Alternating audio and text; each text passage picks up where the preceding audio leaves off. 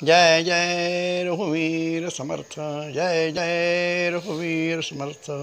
गुरुर्ब्रह्मा गुरुर्विष्णु गुरुर्देवो महेश्वरः, गुरु साक्षात् परब्रह्म तस्मै श्री गुरुवे नमः।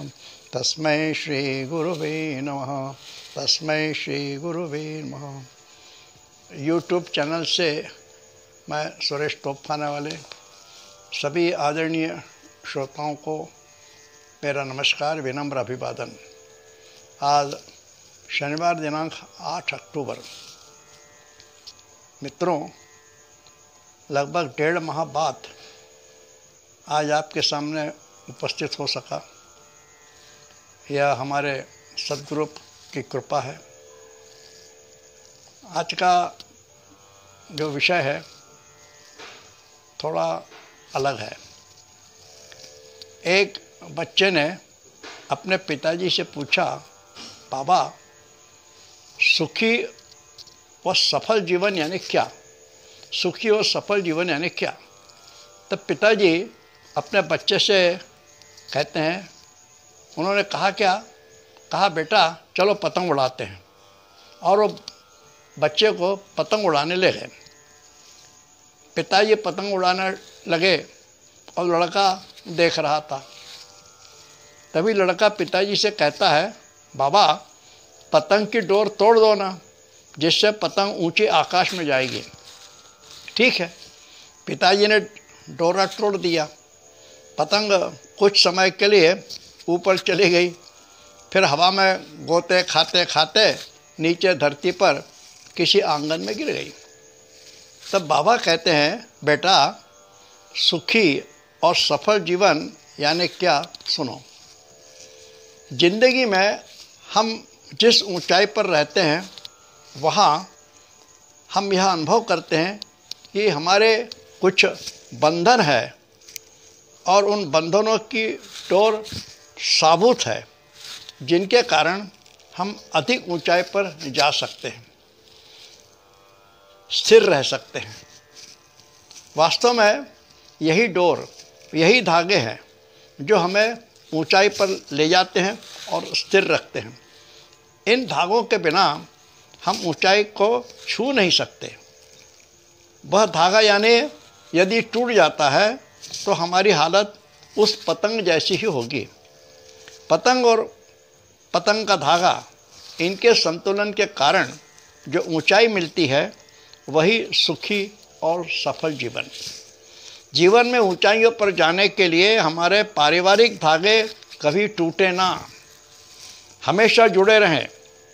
और उसके लिए रिश्तों में समन्वय तथा समझ होनी चाहिए। अन्यथा छोटी छोटी बातों में विवाद होता है, मन टूटने लगते हैं और रिश्तों की दूरी बढ़ने लगती है।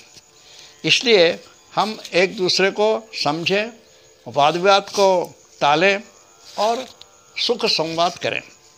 इसके लिए प्रत्येक ने अपना अहम अभिमान बाजू में रखना होगा और मैं और मेरा यह सब मन से निकाल देना होगा। तात्पर्य यही है कि हमें आपस में जोड़ना है, तोड़ना नहीं है। जोड़ने वाले की इज्जत होती है, कदर होती है, और तोड़ने वालों को लोग धिक्कार देते हैं, बाजू में कर देते हैं। उन्हें कोई नहीं पूछता, अंत में वे अकेले रह जाते हैं। अब एक बच्चा स्कूल की छुट्टी के दिन अपने पिता की दुकान पर जाता है। उसके पिता दर्जी का काम करते थे, उनकी सिलाई की दुकान। लड़का दुकान में बैठे बैठे देखता है पिताजी सुई से सिलाई कर रहे हैं और सिलाई करते करते सुई को टोपी में लगाते हैं और कैंची को पैर के नीचे दबाते हैं। तब पिताजी से पूछता है, बापू आप सिलाई की सुई को सिर के टोपी में लगाते हैं और कैंची को पैर के नीचे दबाते हैं, क्यों? तब पिताजी का जवाब बड़ा महत्वपूर्ण है। वे कहते हैं, बेटा सुई जोड़ने का काम करती है, सिलाई करती है यानी जोड़ती है, इसलिए सिर की टोपी पर उसकी जगह है। तथा कैंची काटने का काम करती है, उसका स्थान पैरों के नीचे। यानी जो जोड़ता है उसकी इज्जत होती है, इसलिए एक दूसरे को हम जोड़ते रहें। परिवार के लोग जुड़ेंगे तो समाज जुड़ेगा, देश जुड़ेगा। इसके लिए सभी अपनी वाणी को संभाल कर बोलें, शब्दों को सोच समझ कर बोलें। एक बार बोला हुआ शब्द वापस नहीं होता, जिस प्रकार धनुष से तीर निकला कि वापस नहीं होता। हमारे नित्य के बोलचाल में शब्दों की बहुत कीमत होती है। शब्द ही खेल बनाते हैं और बिगाड़ते हैं। महाभारत शब्दों का ही परिणाम है। हम देखते हैं कि आजकल बड़े बड़े लोग, जिम्मेदार लोग कुछ बोल देते हैं और उस पर विवाद खड़ा हो जाता है। फिर वे कहते हैं, अरे मेरा ऐसा कहना नहीं था, मेरे शब्दों को तोड़ मोड़ के बताया जा रहा है आदि। ऐसी स्थिति क्यों होनी चाहिए? इसलिए बोलने के पहले सोच समझ कर बोलना चाहिए। लेकिन इंसान जो है ना, धन के नशे में, सत्य के नशे में या विद्वत्ता के नशे में बिना सोचे समझे कुछ भी बोल देता है। यह विचार ही नहीं, मेरे इस कहने का समाज पर क्या परिणाम पड़ेगा, ये कभी सोचता ही नहीं। इसीलिए कहा है कि शब्दों को तोल कर उपयोग करें। ऐसा बोलना चाहिए कि सामने वाले को कष्ट न हो, पीड़ा न हो तथा अपना रिश्ता भी टूटे ना। शब्द तथा वाणी मीठी होनी चाहिए, जिससे सामने वाले को आनंद मिले, समाधान मिले। एक गांव में एक बहुत बड़ा बलवान पहलवान था। वह मानो गामा पहलवान। वह दादा के नाम से मशहूर था। बड़े बड़े पहलवानों को वह धोबी पछाड़ से उठाकर पटक देता था। लेकिन उसका स्वभाव बड़ा गर्म मिजाज का। छोटी छोटी बातों से उसका पारा बढ़ जाता था तथा लड़ाई भी करता था। एक दिन यह पहलवान दादा रास्ते में खड़ा था। गुस्से से उसका चेहरा लाल था, दोनों हाथों की मुट्ठी बंधी थी तथा गुस्से में गाली गलौज कर रहा था। उसी समय एक साधु महात्मा वहाँ से जा रहे थे। उन्होंने उस पहलवान को इतने गुस्से में देखा तो उन्हें आश्चर्य हुआ। उसके पास ही खड़े एक आदमी से उन्होंने पूछा, क्या हो गया इस पहलवान को? तो उस आदमी ने कहा, किसी ने उसे उल्टा सुल्टा बोलकर उसे अपमानित किया और चला गया। तब साधु महात्मा कहने लगे, अरे यह तो भारी से भारी पहलवानों को उठाकर पटक देता है और यह शब्दों को झेल नहीं सका। महात्मा ने उस पहलवान को बुलाकर कहा, तू अपने मन का गुलाम बन गया है रे। जो किसी को एक थप्पड़ मार दे वह शूर नहीं होता, बल्कि जो किसी की सहायता कर सकता है, किसी को हंसा सकता है, किसी को खुश कर सकता है, वही सच्चा शूर होता है। सिर फोड़ना बड़ा काम नहीं है। सच्चे इंसान का काम है जोड़ना। जिसमें नम्रता नहीं, कोमलता नहीं, वह इंसान नहीं है। यह सुनकर उस दादा पहलवान को अपनी गलती समझ आई।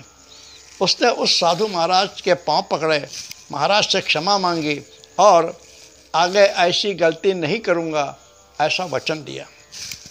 यानी वह दादा पहलवान स्वभाव से एकदम बदल गया और सभी से प्रेम से व्यवहार करने लगा।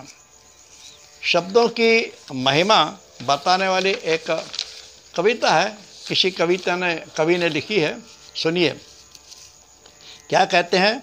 रामायण हुई महाभारत हुआ, रामायण हुई महाभारत हुआ, उसका था कारण नीच शब्द। शब्द को जपिए, शब्द को पूजिए, शब्द को जपिए, शब्द को पूजिए, शब्द को समझिए बोलने से पहले। शब्द है कैंची, शब्द है कैंची, शब्द ही है सुई धागा। शब्द बोलिए सोच समझकर। शब्द हो थोड़े, शब्द हो थोड़े, प्रेम से बांधो। रखिए ख्याल देश काल और पात्र का। बोलिए अच्छा, बोलिए सच्चा, बोलिए अच्छा, बोलिए सच्चा, न हो किसी मन पर दरार। न हो कोई वर्म, व्यंग टीका, न हो कोई वर्म व्यंग टीका, जात धर्म पर न हो टीका। थोड़े में समझना, थोड़े में समझाना, स्पष्ट बोलना, सच्ची संवाद कला। शब्दों में हो ज्ञान कर्म भक्ति, स्वभावतः ही निकले प्रत्येक शब्द। शब्दों से ही है दंगल, शब्दों से ही है मंगल, शब्दों से ही है दंगल, शब्दों से ही है मंगल, शब्दों का है जंगल, जागरूक रहे। वाह!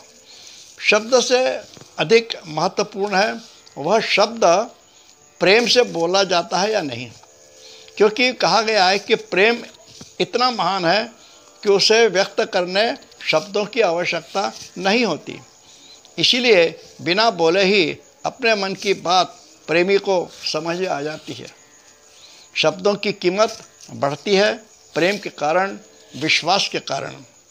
शब्दों की जैसी कीमत होती है वैसे ही शब्दों का उपयोग करने वाले की इज्जत भी होती है। शब्द हमारी ज़िंदगी का ही एक भाग है। शब्द जो हमारे मन को बोलने को प्रेरणा देता है। इस प्रकार शब्द, इस विषय पर आज हमने थोड़ा वीडियो चिंतन किया है। आपको कैसा लगा कृपया कमेंट्स करें, शेयर करें, मेरे चैनल को सब्सक्राइब करें। धन्यवाद। जय जय रघुवीर समर्थ।